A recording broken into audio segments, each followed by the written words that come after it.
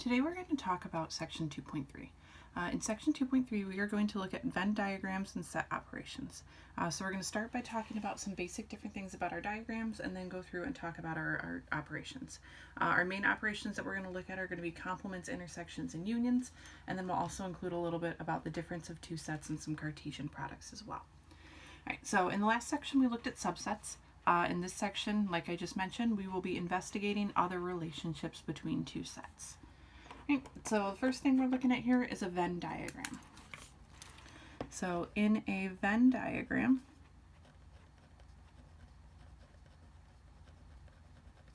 right, a rectangle usually represents the universal set U. So the universal set is something that we mentioned in the last section. Remember that it's going to be all things that are being considered for our problem.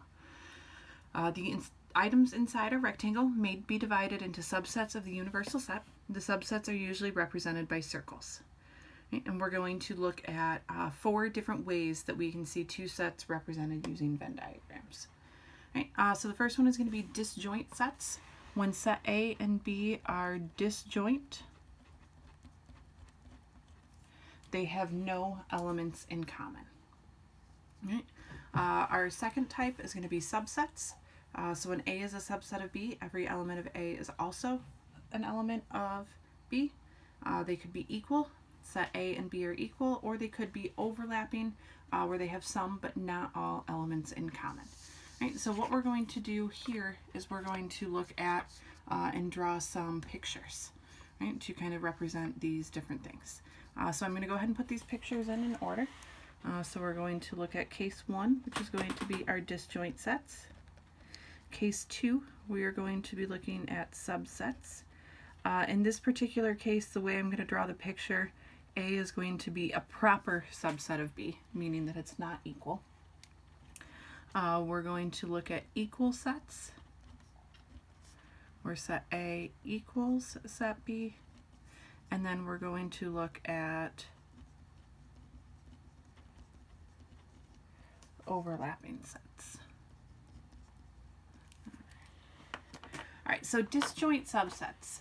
Again, they have no elements in common. So if we were to draw 2 circles to represent disjoint subsets, I'm just going to use A and B.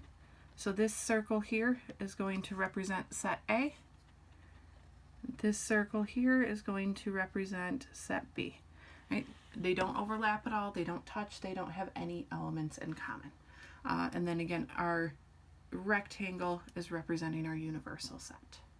Right, so I'm just going to fill that in and all the rest of these. All right, subsets. If A is a subset of B, again, we're looking at a proper subset. That means everything in A is in B. So circle A is going to be contained in our circle or set B. Equal sets, these are exactly the same. So we only have one circle representing our set, and it's representing both set A and B. And overlapping sets, where we have some elements in common, but not all elements in common. Right. This is what we generally think of when we think about a Venn diagram, is that we have some overlapping sets. There's some things that are shared in common, but not necessarily subsets. Right? There's some elements that are just in set A, some elements that are just in set B, but there are some elements that are in both. And then what we see at the bottom of the page is this typical example of our Venn diagram. So the typical Venn diagram, again, looks like our case 4 of these overlapping sets. This one's just a lot prettier than the one that I just drew. This creates 4 distinct regions that are labeled with Roman numerals 1, 2, 3, and 4. And as we're going through these and as we're looking at problems in this section, the next section, and even section 2.5, you want to be able to kind of refer back to this picture, and then we'll have another picture later on with these Roman numerals and think about which set is which. So looking at this circle represents set A, this circle represents set B. So region 1 is the elements, or contains the elements that are just in set A. Region B contains elements that are only in set B. Region 2 in the middle here represents elements that are both in set A and in set B. And then the region outside, so we're outside of set A and B, but we're still inside our universal set, that is going to be region 4. So again, as we go through feeling comfortable with our Roman numerals, the more we use them, hopefully the more comfortable you'll feel with them. But we just want to be able to kind of think about and refer back to these Venn diagrams with these Roman numerals in there as we're thinking about going through some of the problems and talking about some of the examples as we go into the next few sections as well.